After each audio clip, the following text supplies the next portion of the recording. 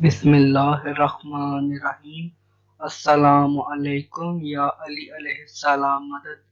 امام علی علیہ السلام فرماتے ہیں قبرستان ایسے نوجوانوں سے بھرے ہوئے ہیں جو بڑھاپے میں توبہ کرنے کے خواہش مند تھے۔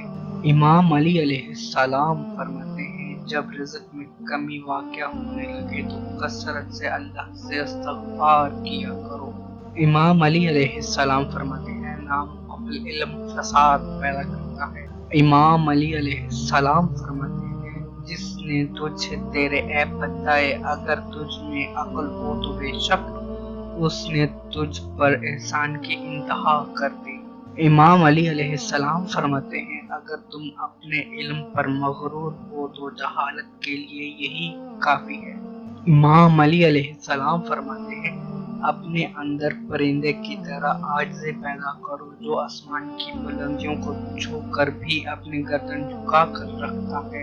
امام علی علیہ السلام فرماتے ہیں اقتدار، طاقت اور دولت ملنے پر لوگ بدلتے نہیں، بے نقاب ہوتے ہیں، ان کا اصل چہرہ سامنے آ جاتا ہے۔ امام علی علیہ السلام فرماتے ہیں دو اعمال ایسے ہیں جن کا ثواب کبھی تولا نہیں جا سکتا، معاف کرنا اور انصاف کرنا۔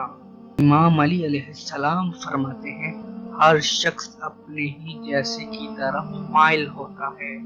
امام علی علیہ السلام فرماتے ہیں کسی کی خاموشی کو اس کا تکبر مت سمجھو، کیا پتہ وہ خود ہی اپنی ذات سے جنگ کر رہا ہو۔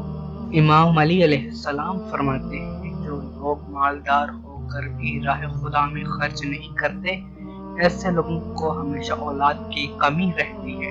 امام علی علیہ السلام فرماتے ہیں انسان کی انسانیت اس وقت ختم ہو جاتی ہے جب وہ دوسروں کے دکھوں کا مذاق اڑانا شروع کر دیتا ہے۔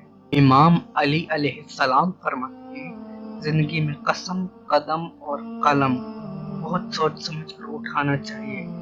الفاظ ہی سب کچھ ہوتے ہیں، دل جیت بھی لیتے ہیں اور دل چیر بھی دیتے ہیں۔